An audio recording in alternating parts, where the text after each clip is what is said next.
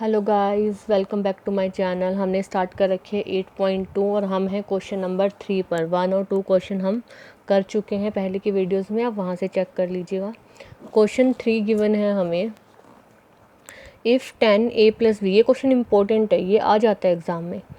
10a + b that's equal to √3 and 10a - b that's equal to 1/3। हमें दो equation given है और theta की वैल्यू जो मतलब a + b की वैल्यू हमेशा 0 से 90 के बीच में रहेगी। मतलब जो हमें टेबल गिवन है ना जिन डिग्रीज़ की, उन्हीं के बीच में रहेगी। और हमें ये भी पता है कि ये भी गिवन है कि a ग्रेटर है b से, मतलब a एक बड़ा एंगल है और b एक छोटा एंगल है, और हमें a और b की वैल्यू निकालनी है। बहुत सिंपल क्वेश्चन है, थोड़ा सी ट्रिकी है बस। इसमें हमें गिवन है, जो गिवन है पहले वो लिखते हैं। 10a + b that's equal to √3। First equation हमें ये गिवन है, तो पहले हम इसी पे काम करेंगे। बट वी नो कि 10 60 डिग्री दैट्स इक्वल टू √3। ठीक है, ये कह रहे हैं कि 10a + b that's equal to √3, but हम कह रहे हैं कि 10 60 डिग्री √3 होता है।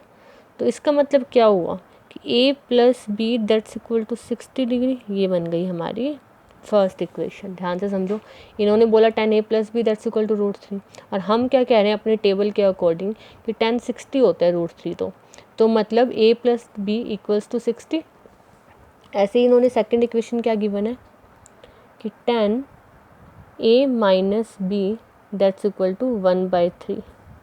ये कह रहे हैं कि ये होता है, बट हम क्या कहेंगे यहाँ पर भी, बट वी नो, बट हमें तो पता है जो टेबल बताई गई है हमें कि 10 की कौन सी वैल्यू होती है 1/√3।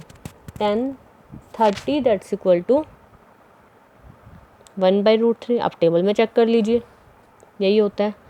सो अगर हम इन दोनों से देखें तो a - b that's equal to 30 degree. ये आ गई हमारी equation number 2। From equation 1 and equation 2। अब हम इक्वेशन 1 और 2 पर काम कर रहे हैं। हमने करा है ना एलिमिनेटरी मेथड, सब्स्टिट्यूट मेथड, तो उन्हीं को यूज़ कर रहे हैं हम। इक्वेशंस को सोल्व कर रहे हैं। माइनस कर, अगर हमें कुछ नहीं करना, साइन चेंज है, तो 2a that's equal to 90 degree और a that's equal to 45 degree. a की वैल्यू आ गई हमारे पास 45 degree. And put value of a in, अगर हम इसकी वैल्यू यहाँ रख दें 145 degree plus b that's equal to 60 degree, तो b that's equal to 15 degree. दोनों वैल्यूज़ आ गई, a 45 और b आ गया 15। और जो हमारी कंडीशन थी कि a is greater than b, ये आंसर उस कंडीशन को भी सेटिस्फाई कर रहा है कि एंगल a बड़ा है एंगल b से। हमने कुछ नहीं किया, हमने सिर्फ, इन्होंने जो दो इक्वेशन गिवन थी हमने उसमें अपनी इक्वेशन पुट करी। इन्होंने कहा कि a + b की वैल्यू है √30, हमने कहा कि 60 की है, तो हमने a + b की जगह 60 पुट कर दिया। फिर ये कहते हैं कि 10a - b की वैल्यू है 1/√3, और हम कह रहे हैं कि 10 30 की वैल्यू है 1/√3, मतलब a - b की वैल्यू आ गई 30। दो इक्वेशन आ गई, दोनों को सोल्व कर लिया, a और b की वैल्यू आ गई। बहुत सिंपल क्वेश्चन था। नेक्स्ट है क्वेश्चन नंबर 4। इसमें हमें ट्रू और फॉल्स बताने हैं।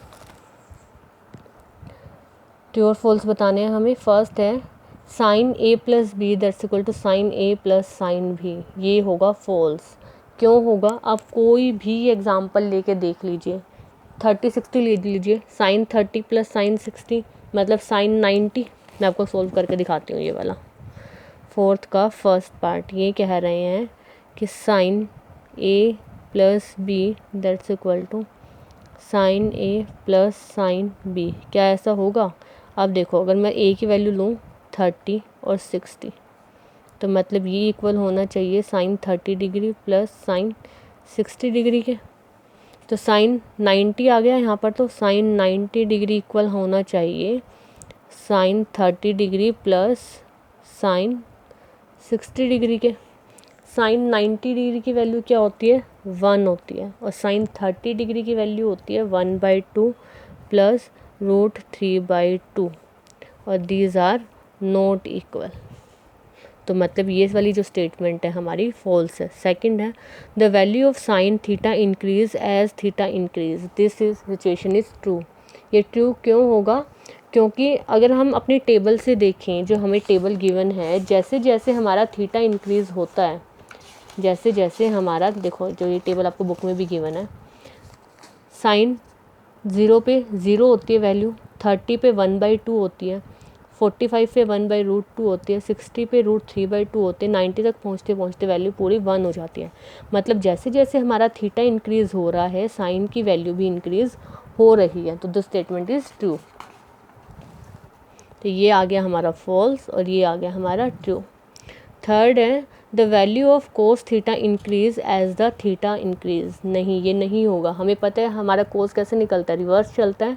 रिवर्स चलेगा तो मतलब 1 की वैल्यू यहाँ आएगी और 0 90 तक पहुँच जाएगा, मतलब डिक्रीज़ हो रही है वैल्यू। साइन में इंक्रीज़ होती है वैल्यू और कोस में डिक्रीज़ होती है वैल्यू। तो third statement is wrong. Fourth है sine theta that's equal to cos theta for और वैल्यूज़ ऑफ थीटा, नहीं ये तो बिल्कुल भी सही नहीं है, क्योंकि 0 पे भी सारी चीज़ों सिर्फ और सिर्फ साइन 45 इक्वल्स कोई भी नहीं होता, सिर्फ और सिर्फ क्या, ये देखो यहाँ 0 है, यहाँ 1 है, यहाँ 1/2 है, यहाँ √3/2 है, यहाँ 1/√2 है, यहाँ भी 1/√2 है, मतलब 45 इक्वल होता है। 60 पे भी अलग, सिर्फ अगर ये लिखते हैं ना कि साइन 45 दैट्स इक्वल टू कोस 45 तो हम करेक्ट कहते हैं, बट ये कह रहे हैं कि सारी वैल्यूज़ के लिए, सारी वैल्यूज़ के लिए तो ये रॉन्ग है। तो this statement is also wrong. Next है cos A is not defined for A equal to 30, ये कह रहे हैं कि कोस 0 की वैल्यू नॉट डिफाइंड होती है, कोट 0 की वैल्यू नॉट डिफाइंड होती है। Yes that's this statement is true. अगर आपको टेबल आती है तो ये पूरी एक्सरसाइज बहुत ईजी है। होप आप लोगों को समझ आया होगा। नेक्स्ट वीडियो में हम नेक्स्ट एक्सरसाइज करेंगे। एक्सरसाइज करने से पहले उसके सारे रूल्स पढ़ लेंगे हम, जो एक्सरसाइज में काम आएंगे। कीप स्टडिंग, हैप्पी स्टडिंग, और मेरे चैनल को लाइक शेयर सब्सक्राइब ज़रूर कीजिएगा। Thank you.